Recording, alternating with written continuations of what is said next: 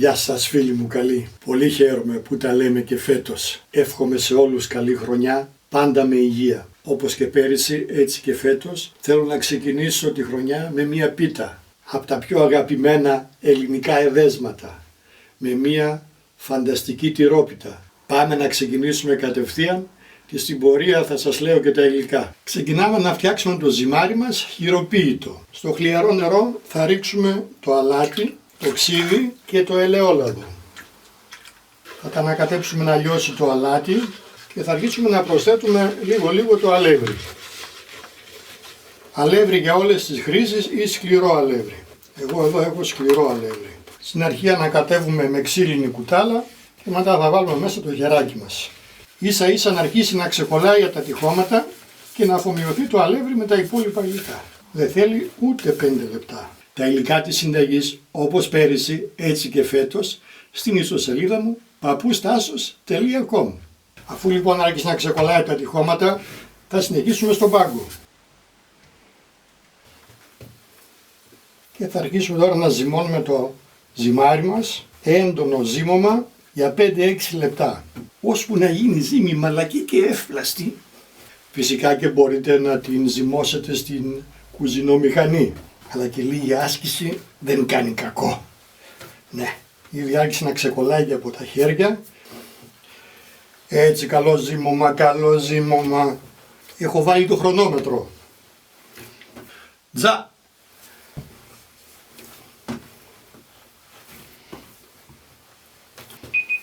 Να το χρονόμετρο. Έχουν περάσει ακριβώς 5 λεπτά από τη στιγμή που ξεκίνησα να ζυμώνω έντονα. Και 10 λεπτά αν το ζυμώσετε ακόμη καλύτερα. Είναι μαλακή η ζύμη. Όσο πρέπει.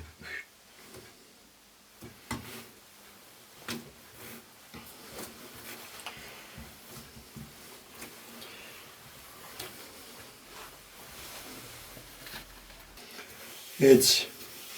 Απαλό και λίγο. Θα το βάλουμε μέσα στο μπολ. Θα το σκεπάσουμε με μεμβράνη και θα το αφήσουμε να ξεκουραστεί για τουλάχιστον μισή ώρα. Όσο παραπάνω το αφήσετε, τόσο καλύτερο αποτέλεσμα θα έχετε. Θα σπάσουμε τα αυγά μας σε ένα μπολ στο οποίο θα ανακατέψουμε μέσα τη γέμιση.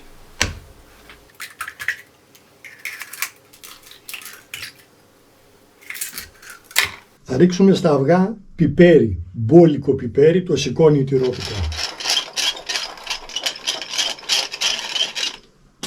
Θα τα χτυπήσουμε λιγάκι. Στα αυγά θα προσθέσουμε το γιαούρτι. Θα βάλω 2 κεσεδάκια των 200 γραμμαρίων. Γιαούρτι στραγγιστό 10%. Θα το ανακατέψουμε γι' αυτό. Και θα προσθέσουμε τη φέτα. Πάρα πολύ μου άρεσε αυτή η συσκευασία. Είναι ματζόβολη που έλεγε και ο πεθερός μου. Τη φέτα τριματισμένη. Μισό κιλό λέει ότι έχει μέσα το τενεκάκι. Θα τη βάλω όλη. Πολύ ωραία φέτα. Τέλεια οριμασμένη. Για να δοκιμάσουμε λιγάκι.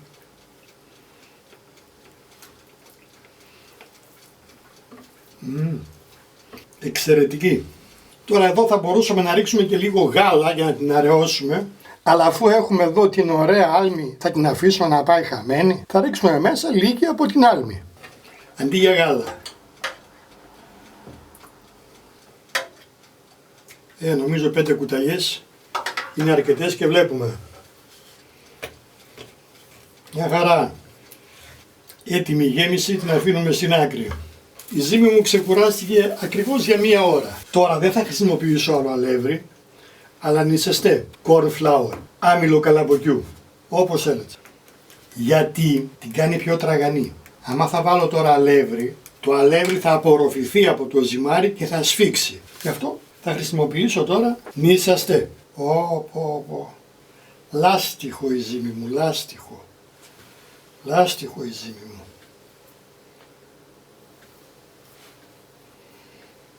Χωρίς πολλά, θα κάνω τώρα ένα μπαστούνι.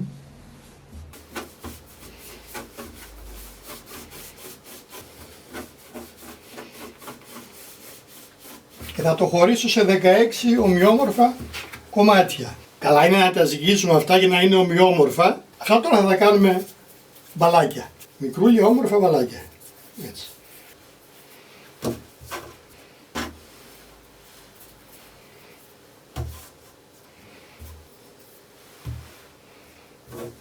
Να και το τελευταίο. Αυτά τώρα καλά είναι να τα σκεπάσουμε ώσπου να τα χρειαστούμε πάλι με μία μεμβράνη. Θα ξεκινήσουμε τώρα από τα πρώτα που πλάσαμε και αφού σκορπίσουμε πάλι λιγάκι μισαστέ θα τα πλάσουμε με τον πλάστη.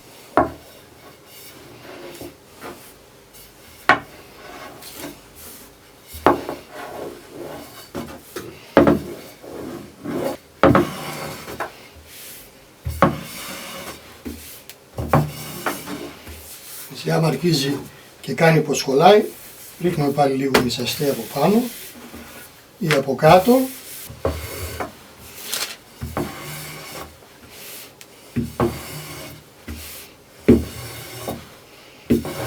Βλέπετε, δεν είναι τίποτα να κάνουμε πίτα ανοίγοντας δικό μας φύλλο. Εδώ τώρα θα τα δείτε όλα πως ακριβώς γίνονται. Υπομονή θέλει και μεράκι. Και εγώ δεν ήξερα, εδώ έμαθα. Αυτή η διάμετρος είναι εντάξει, δεν θέλουμε προς στιγμή παραπάνω. Αυτό το φύλλο τώρα που ανοίξαμε θα το περάσουμε από πάνω με λιωμένο βούτυρο, όχι ζεστό όμως, λιωμένο βούτυρο κλαριφιέ, δηλαδή αφυδατωμένο.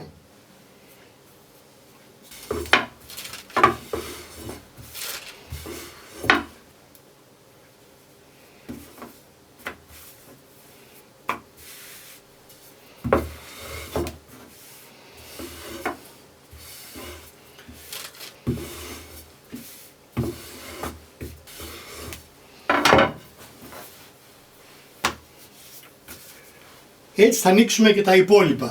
Έχω ανοίξει τα 8, τα μισά δηλαδή. Η διάμετρός τους είναι εκεί γύρω στα 20 εκατοστά. 19 με 20. Έχει μπόλικο νησαστέ πάνω στα φύλλα. Έτσι το θέλουμε. Θα τα βουτυρώσουμε ομοιόμορφα και μην το λιπάστε το βούτυρο. Αυτό θα τα κάνει μετά στο ψήσιμο να ξεχωρίσουν μεταξύ τους και να έχουν μια φάνταστα τραγανή πίτα. Αφού τα λείψαμε όλα με βούτυρο, θα στρώσουμε το ένα πάνω στο άλλο, αλλά πάντα με τη βουτυρωμένη πλευρά. Έτσι, αυτό τώρα θα πάει εδώ.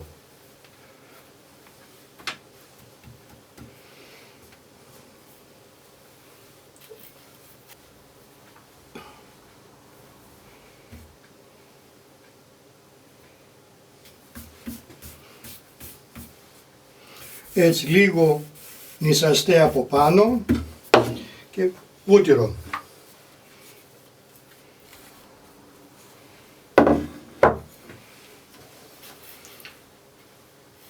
Αυτό πάνω σε εκείνο και αυτό πάνω σε εκείνο.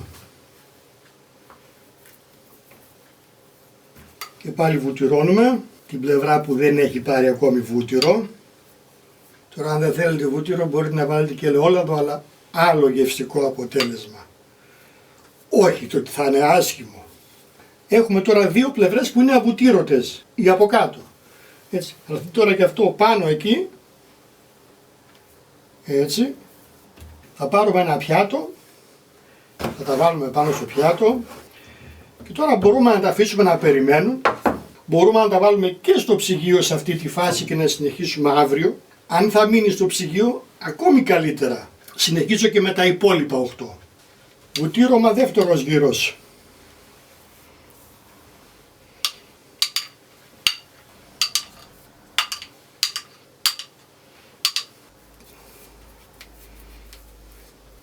Βουτυράκι, βουτυράκι. Όχι, πείτε μου, δεν είναι ωραίο πράγμα τώρα αυτό εδώ, Δεν το χαίρεστε αν το κάνετε αυτό το πράγμα, γνωρίζοντας το αποτέλεσμα μετά. Έτοιμοι. Αυτό εδώ, στο πιάτο. Αν θέλουμε τώρα, περιμένουμε, το βάζουμε στο ψυγείο και το κάνουμε αργότερα. Αν θέλουμε το ανοίγουμε όμως επί τόπου. Αυτό που θα κάνω τώρα και εγώ, θα το ανοίξω επί τόπου. Αν το βάλετε στο ψυγείο, θα το σκεπάσετε με μεμβράνη Η επάνω πλευρά και η κάτω θα μείνουν χωρίς βούτυρο προς το παρόν. Θα πάρουμε ένα ταψί σαραντάρι. Αυτά είναι τα πρώτα που άνοιξα και άλυψα. Αυτά τώρα θα τα ανοίξουμε σε ένα φύλλο. Είσαστε στον πάγκο εργασίας. Από εδώ και από εδώ είναι αβουτήρωτα. Για να μπορούμε τώρα να το δουλέψουμε, να το ανοίξουμε. Από πάνω είσαστε.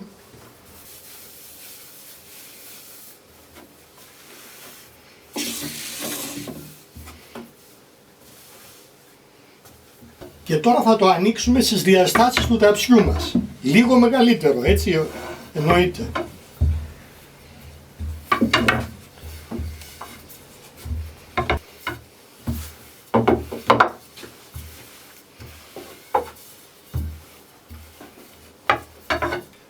Άμα αρχίζει και κολλάει, νήσαστε.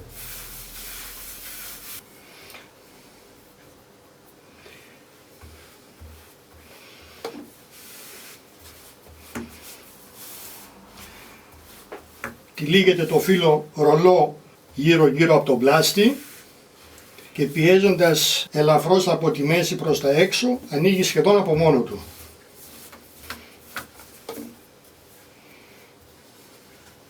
Θα το πάρουμε και από την άλλη πλευρά, έτσι. Χωρίς πολλή πίεση, ελαφρώς πιέζουμε και τραβάμε προς τα έξω με τα χέρια μας, έτσι. Έτσι. Αυτά τα δείχνω για αυτούς και για αυτές που δεν ξέρουν. Αυτές που ξέρουν θα γελάνε μαζί μου. Μια χαρά το βλέπω.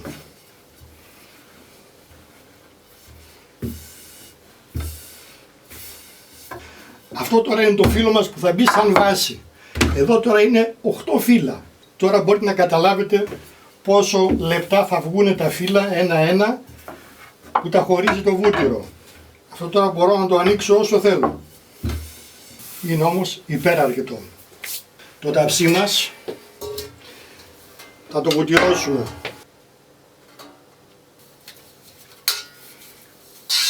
Και στα τυχώματα. Θα τυλίξουμε τώρα το φύλλο μας πάλι στον πλάστη, στη χλαβού που έλεγε η μάνα μου.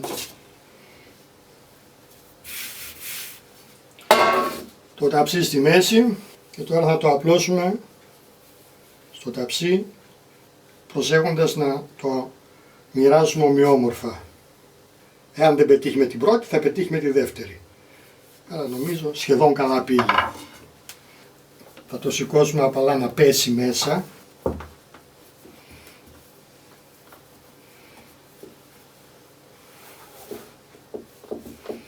Βούτυρο. Βουτυράκι μπόλικο. Μπόλικο, μπόλικο. Και εδώ στα τυχώματα. Η γέμιση έχει σειρά. Έχουμε ήδη ανάψει το φούρνο στους 180 βαθμούς στις αντιστάσεις και προθερμαίνεται. Λιγάκι θα την απλώσουμε. Αφήνουμε στην άκρη να ανοίξουμε και το από πάνω φύλλο. Πάμε για το δεύτερο φύλλο. Ολοταχώς.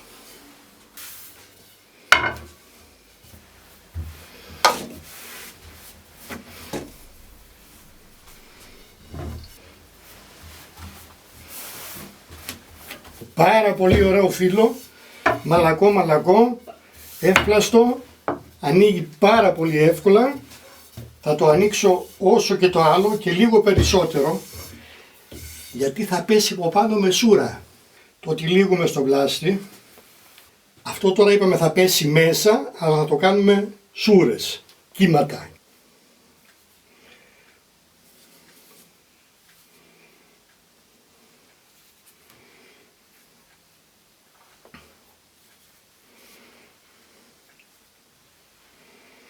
Πολύ κύμα έπεσε. Έτσι το βοηθάμε και λίγο με το χέρι. Βουτυράκι μπόλικο.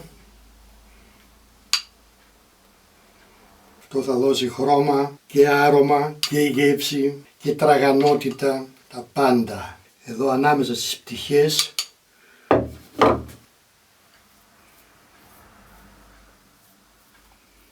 Θα βουτυρώσουμε καλά πάλι το πλαϊνό για να φτιάξουμε τον κόθρο. Λοιπόν, και ξεκινάμε τώρα να κάνουμε τον κόθρο μας, να τον πλέξουμε.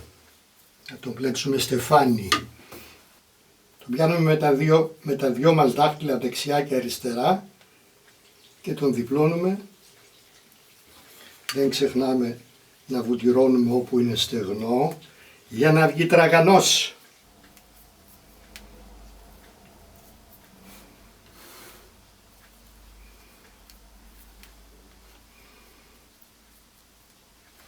Βουτύρωμα και εδώ τώρα και έτσι το πήρε όλο το βούτυρο. Μια χαρά. Έτοιμη για το φούρνο, θα ψήσουμε στους 180 βαθμούς για κάμια ώρα περίπου. Σε αυτή τη φάση μπορεί να μπει και στο ψυγείο και να ψηθεί αύριο. Σε αυτή τη φάση μπορεί να μπει και στην κατάψυξη και να ψηθεί τον άλλο μήνα. Τώρα καλά είναι να τη χαράξουμε. Θα ψηθεί καλύτερα.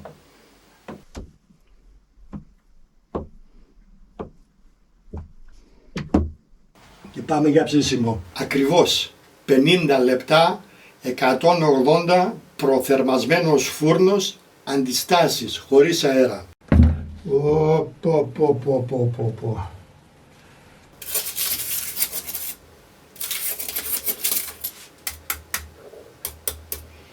Τέλειο ψήσιμο. Λιγάκι να κρυώσει και θα την κόψουμε.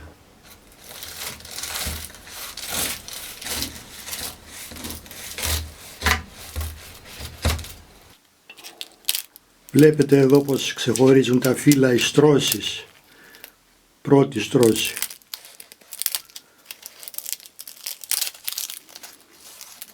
Δεύτερη στρώση. Τρίτη στρώση.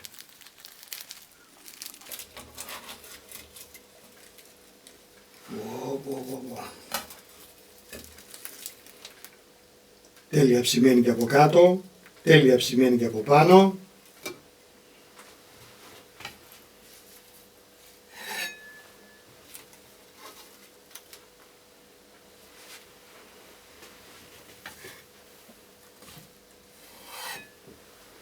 Έτσι. Να πιούμε και ένα κρασάκι για το καλό του χρόνου, έτσι.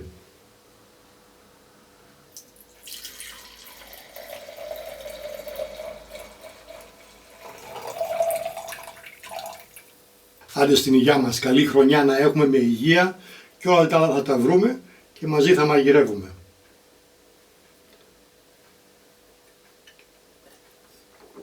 Τι πλούσια γέμιση. Τι πλούσια γέμιση που έχει μέσα η πίτα.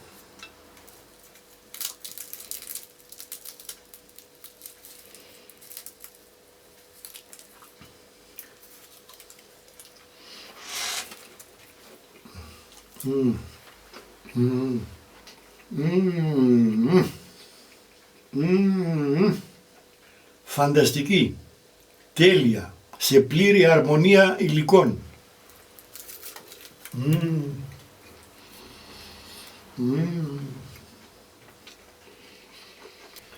Στην υγειά σας, τα λέμε πάλι στο επόμενο επεισόδιο.